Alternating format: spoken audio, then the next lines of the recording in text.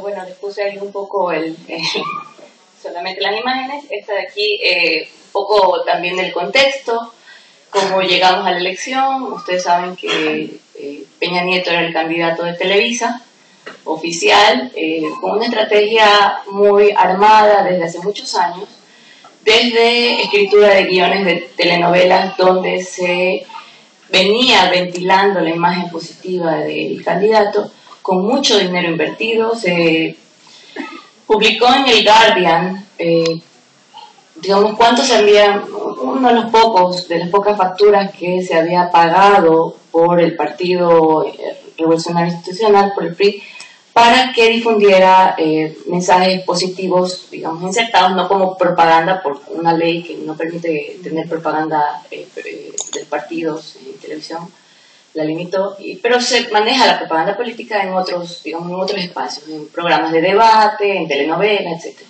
Aquí solamente aparece una cifra, 300 millones de pesos nada más, como uno de los ejemplos, ¿no? En México hay un uso muy grande de redes sociales, más de 32 millones de usuarios en Facebook, aproximadamente 12, 13 millones en Twitter, y en condiciones muy adversas, porque, como ustedes saben, el monopolio de las telecomunicaciones hace que México esté entre los países con los peores servicios de Internet, con los servicios más lentos y los más caros dentro de los países de la OCDE. Y entre los últimos países en términos de políticas de desarrollo digital, digamos, del mundo, en términos de inversión en cuestiones digitales. Entonces, por supuesto, a cada revolución tecnológica lo acompaña una utopía, y para los ciudadanos la revolución tecnológica, la revolución digital, implica una utopía en el sentido de una mayor democratización, de una mayor participación ciudadana y de una mayor posibilidad de apertura de canales con los poderes políticos. Bueno, si quieres pasar rápido para que podamos avanzar. 2012 constituye la primera elección, porque en este punto ya llevamos en México una maduración bastante grande en términos de uso de Twitter, muchos usuarios, usuarios muy activos, ciudadanos convertidos en líderes de opinión, digamos, fuera de los circuitos mediáticos. Ya habíamos tenido una experiencia anterior en elecciones intermedias donde Twitter no había jugado un papel tan importante, sino Facebook. En esa época era Facebook. Entonces, esta representaba la primera oportunidad en que se quería ver si definitivamente Twitter iba a poder ser una herramienta positiva para la votación. Los cuatro candidatos, Peña Nieto, López Obrador, Josefina Vázquez Mota y Cuadri. Cuadri es un candidato simplemente estratégico, no era nadie lo conocía, y va por el Partido Nueva Alianza, que es el brazo político del Sindicato Nacional de Trabajadores de la Educación, liderado por Elbester Gordillo, una persona, digamos, tradicionalmente aliada de los poderes políticos, y que se lanzó como un candidato a última hora para poder jugar, para poder negociar, digamos, el reparto del poder después de la elección. Entonces, en realidad, Cuadri no cuenta, los que contaban eran los otros, ¿no? Hice un recuento un poco para que vieran ustedes el nivel de seguidores. Había muchísimos seguidores para los candidatos principales. Josefina Vázquez Mota, si ustedes lo ven, bueno, más o menos por el orden del 900.000, 800.000 seguidores para cada uno de los candidatos para el año pasado. Y bueno, Cuadri con muchos menos seguidores. López Obrador con menos seguidores que los otros dos, pero ahorita voy al punto. El debate que organizó el movimiento Yo Soy 132 implicó una pérdida, una imagen muy negativa para los candidatos. Perdieron, fue el único día durante toda la campaña presidencial en que perdieron masivamente seguidores, del orden de los 30.000, 20.000 seguidores digamos, después del debate. Esto es al final de la campaña, igual 900.000 seguidores, y aquí vengo yo con cuáles fueron las estrategias que utilizaron los candidatos en general durante la campaña. Básicamente, estrategias que ya habían sido observadas en otras campañas, tanto en México en 2011, en la campaña del Estado de México, como en los Estados Unidos en la campaña intermedia de 2010. La primera es que, bueno, yo parto de la hipótesis de que las malas prácticas de las campañas en tierra, es decir, los acarreos, la compra de votos, todo lo que se vio en esta campaña, digamos, la sordera de los candidatos frente a la ciudadanía, todo eso migró al espacio virtual. Es decir, las malas prácticas de los políticos en el espacio físico se trasladaron al espacio virtual, las campañas negras, etc. Entonces, ¿cómo se traduce estas malas prácticas políticas en el espacio virtual? Bueno, en primer lugar, si compramos votos en el mundo físico, pues acá compramos seguidores. Entonces, se compraron seguidores masivamente durante la campaña. Peña Nieto lo hizo un poco antes de empezar la campaña, Josefina lo hizo durante la campaña, fue tan obvio y tan burdo, que bueno, fue noticia, ¿no? Fue nota. Yo saqué el análisis que ahorita les voy a presentar y tengo la evidencia de que efectivamente fueron comprados. ¿Qué más se hizo? Bueno, guerras sucias en el espacio físico, la denostación del candidato y demás. Lo mismo en Twitter, la guerra de trending topics, hablando pestes del otro candidato. Como ejercicio cotidiano, van a ver, todos los días había guerra de trending topics, hablando pestes todos de todos. Y bueno, la otra parte, un ejército, estas guerras, esta campaña sucia, digamos, armada muy estratégicamente por parte del PRI y por parte del PAN, un poco menos por parte del López Obrador, con ejércitos de bots, trolls y activistas orgánicos de partidos, juventudes, las juventudes del PAN, las juventudes del PRI y las juventudes del PRD. Entonces, digamos, estos son movimientos sumados a la ausencia virtual de los candidatos. Igual como los candidatos no escuchaban a la gente en las plazas, en las calles, tampoco los escuchaban en las redes sociales. Entonces, es básicamente el resumen de lo que les quería presentar. Un poco, si quieres, les voy a presentar más rápido para no aburrirlos. Aquí, yo lo que hice fue, a partir de una muestra de 5.000 seguidores de cada uno de los candidatos, analizar cuántos de esos seguidores de los candidatos eran seguidores activos, cuántos eran seguidores sin ningún tipo de seguidor, seguidores sin tweets, y saqué una proporción que aquí la pueden ver. Digamos, hice el estudio a lo largo de toda la campaña, que se lo muestro en una parte. Para Josefina, el porcentaje de seguidores sin seguidores es del 10%, para EPN del 9%, López Obrador 8%, etc. En la siguiente lámina podemos ver cuántos seguidores no tenían tweets, y aquí el porcentaje cambia. Prácticamente 22% de los seguidores de Josefina no tenían ningún tweet. Y esto puede decir, bueno, pueden ser personas que están pasivamente, que digamos, todas estas personas que entran a Twitter y no tuitean, en fin.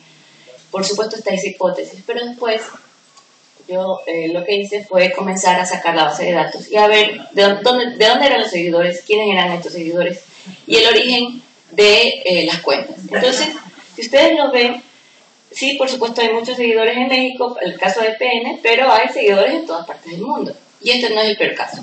Si quieres poner el siguiente.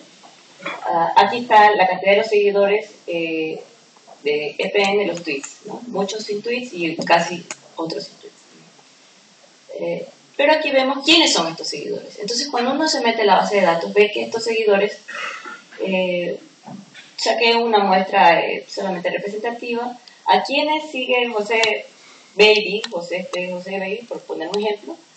Y sigue solamente a 3 personas: Paulina Rubio, una estrella de Televisa, Anaí, otra estrella de Televisa, y Enrique Peña Nieto. Este mismo patrón se repite para la mayor parte de estos seguidores, de este patrón de seguidores, que seguían a las estrellas de Televisa más al candidato. Este es el caso de Josefina Vázquez Mota, que les decía que su estrategia fue tan burda y tan absurda. Fíjense dónde están los seguidores de Josefina, muchos están en Canadá y en Estados Unidos. Entonces, la siguiente. Aquí hay una tabla que muestra los seguidores y a lo mejor no la ven desde allá lejos, pero aquí dice el origen de las cuentas y el momento en que fueron creadas. El análisis que yo saqué, hay cuentas que están creadas con diferencias de minutos. Es decir, a lo largo de un día, la diferencia de minutos, segundos, en ciertos días específicos, y bueno, les decía que un día apareció Josefina, amaneció un día con 96.000 seguidores más, de un día para otro. Casualidad, estos seguidores eran de Norteamérica, de Canadá, tiene un fuerte apoyo de la diáspora mexicana. Sí. Bueno, pero con estos nombres falsos, ¿no? Que también es otro tema. Pero, sí. Y aquí están, un ejemplo, solamente por poner una muestra, solamente como ejemplos. ¿Me siente? Es el mismo caso, ¿no? Sigue alguien más, pero también sigue la candidata. Y bueno, solo por poner casos para mostrar. Este es el caso de AMLO, un poco menos, pero más o menos de la misma. Entonces, ¿quiénes son? Bueno, ¿quiénes eran los ejércitos que controlaban las cuentas? Un ejército, los llamados bots, es decir, estas cuentas automáticas que están programadas para producir mensajes y publicarlos en ciertos momentos. Y los trolls que tenían diferentes características. Unos, pues, trolls, digamos, activistas del partido, por una parte, gente pagada, y gente pagada también para atacar a los otros candidatos. Algunos muy identificados, personajes casi ya míticos del espacio virtual. Y bueno, ese es el tipo de ejercicios, ¿no? Por ejemplo, aquí tenemos Acción Juvenil, que es un brazo juvenil del PAN, y otros que tienen, digamos, el mismo hashtag, es decir, se ponen de acuerdo para posicionar un hashtag determinado en apoyo al candidato y otros hashtags para atacar a los demás candidatos. Esto, aquí puse un cuadro de una red del último día de la elección, y esto en torno, quién estaba diciendo quién estaba mencionando a cada uno de los candidatos el último día de la elección. Si se ve, bueno, los grandes nodos son los medios, por lo general, y líderes mediáticos, pero también dentro de esos están los que yo les digo que son los trolls los que eran más acérrimos de unos y de otros. El caso de Jan Herzog era un troll del PAN, y el caso de Enrique Aquino era un troll del PRI. Entonces, ese día, para EPN, obviamente Enrique Aquino estaba trabajando para el PRI, y Jan Herzog estaba trabajando en contra de EPN. Este caso es para Josefina. Aquí tenemos la Alianza Juvenil que les había enseñado antes, trabajando obviamente en favor de Josefina, y Jan Herzog, que también es el otro troll, también trabajando a favor de Josefina. Aquí para López Obrador, el mismo Jan Herzog trabajando obviamente en contra de López Obrador. La guerra de trending topics que les había mencionado. Por ejemplo, en este caso, aquí les puse como 3 tomas de pantalla. Esto era diario con todos los candidatos, es decir, trending topics a favor, trending topics en contra, y la lucha por quién ponía el trending topic arriba. Y entonces, obviamente con todo este ejército de bots y trolls. Y entonces aquí tenemos un caso, ¿no? Dicen que EPN va a ser el próximo presidente. Y aquí vemos cómo se repite en todos los tweets por diferentes cuentas el mismo tweet para que se pueda posicionar. Y eso pasaba con todos. Este es el caso de un ejemplo de AMLO. Las voto por AMLO, nadie podrá robarnos el futuro, etc. Pero es lo mismo, la misma estrategia. ¿Qué pasó en términos de clima de opinión en las redes sociales? En términos de clima de opinión, a pesar de que Peña Nieto tenía el mayor ejército de trolls y bots, se estima que aproximadamente unas 1.000 personas estaban trabajando 24 horas entre el turno para tener un posicionamiento en las campañas, y que tenía aproximadamente 25.000 acarreados, seguidores fantasmas de estos que yo les había mencionado. No pudieron contrarrestar el clima de opinión. Era una guerra intensa durante toda la campaña. El estudio que se hizo, el monitoreo que se hacía en tiempo real, segundo a segundo, al final demostró que al que mejor le fue en redes sociales fue a López Obrador, y que al que peor le fue a Peña Nieto, que está ahí por debajo. Entonces, no pudieron contrarrestar el clima de opinión en el espacio virtual, pero a pesar de que lo habían colonizado los del PRI, Pero, puesto que el espacio virtual no corresponde con el total de los votantes, solamente los que están en Twitter, yo les había dicho, son 12 millones, pero de esos 12 millones los activos son muchos menos que están ubicados en la Ciudad de México, que son un grupo identificado, clase media, educada, progresistas, etcétera. Obviamente son muy pocos, es muy reducido. Entonces, esta imagen de que le fue bien a López Obrador en las redes, por supuesto, no se consolidó en las urnas, porque digamos, en tierra pues ya estaba amarrada la compra de votos, el fraude electoral, etc. Entonces, bueno, la otra parte, la ausencia de los candidatos, y ya con esto cierro, los candidatos, y esto es en general, izquierda, derecha y todos, estaban ausentes del espacio virtual. ¿Qué hacen los candidatos durante la campaña? Lo que siguen haciendo después de la campaña, anunciar qué hospital se inauguró, qué visitas van a hacer, qué evento histórico se conmemora, un saludo a quienes estén celebrando, no sé, el Día de las Madres, pero jamás lo que esperamos como ciudadanos, que es el diálogo y las respuestas a las interpelaciones que se les hacen desde la ciudadanía y que jamás contestaron. En especial Andrés Manuel López Obrador jamás contestó un tuit, jamás ha contestado un tuit. Es decir, solo publica este tipo de cosas, ¿no?, que ha hecho, pero jamás ha contestado un tuit. Entonces él dice que es porque no tiene tiempo y que no sé qué, pero bueno. Entonces, digamos que en este caso, la ciudadanía un poco, a pesar de que ha exigido que existan o se abran caminos de diálogo, puertas de diálogo, no se ha conseguido, por lo menos en el espacio virtual. Más bien, la lucha, la guerra sucia, todo se ha trasladado al espacio virtual y con muy poco, digamos, sobre todo en la campaña, con muy poca productividad en términos de alcances políticos. Y ya, eso es cierto.